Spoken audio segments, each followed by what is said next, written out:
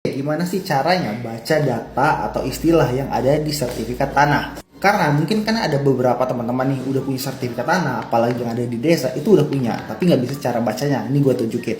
Oke, yang pertama ada cover dari sertifikat tanahnya. Nah, di covernya ini ada nomor dari sertifikatnya. Jadi buat teman-teman yang pengen cek nih di mana sih lokasi tanah sertifikat tanah ini, teman-teman bisa cek ke BPN atau teman-teman bisa pakai aplikasi Sentuh Tanahku yang dari dikeluarin sama BPN juga. Nah, halaman selanjutnya adalah lokasi di mana sertifikat tanah itu. Nah, ternyata dia itu ada di Desa Kasangpudak dan di sini masih ada nomor sertifikatnya. Dan yang paling bagian penting itu adalah data-data yang di sini.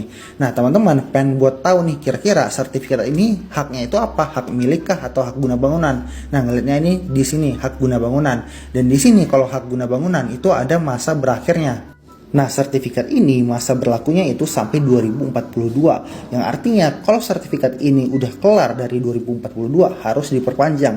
Kalau nggak diperpanjang, sertifikat ini bakal jadi milik negara.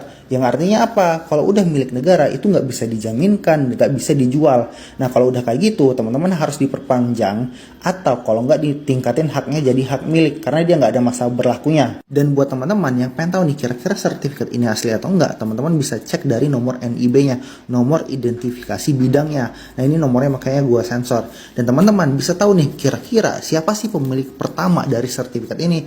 Nah, pemilik pertama itu adalah sebuah PT. Nah, kalau PT ini dia sertifikatnya itu adalah hak guna bangunan.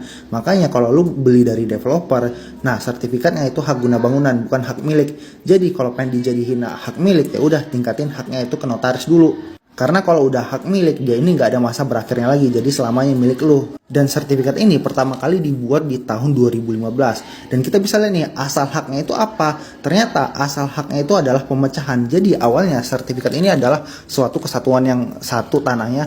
Habis itu dipecah-pecah nih sama developernya, maka itu pemecahan. Dan ini nomor sertifikatnya. Dan buat kita tahu nih, berapa sih luas tanah yang ada di sertifikat ini? Teman-teman bisa cek nih. Ternyata di surat ukurnya itu adalah 129 meter persegi. Nah, habis itu kita lanjut ke halaman selanjutnya. Nah, di sini kan kita bisa lihat nih, nama pemiliknya ini udah dicoret nih di sertifikatnya. Yang artinya apa? Nah, bisa dijadi di sini adalah pemilik selanjutnya. Karena ada sertifikat ini udah dijual belikan ke Pak siapa ini Darwin yang sekarang. Jadi misalnya nih sertifikat ini udah ganti lagi pemiliknya, udah nanti ada datanya sini sampai halaman selanjutnya. Ya udah deh, di halaman selanjutnya ada namanya surat ukur. Nah, surat ukur ini yang detailnya. Tapi untuk kesimpulannya ada di sini buat teman-teman lihat nih berapa sih kira-kira luasnya. Nah, habis itu teman-teman bakal ngeliat nih di kira-kira di sini ada mapnya. Jadi teman-teman bisa tahu nih, oh ternyata lokasi tanahnya itu ada di sini nih. Untuk detail yang ada di sertifikatnya. Ya udah deh, ini kelar lembar pengasahan doang.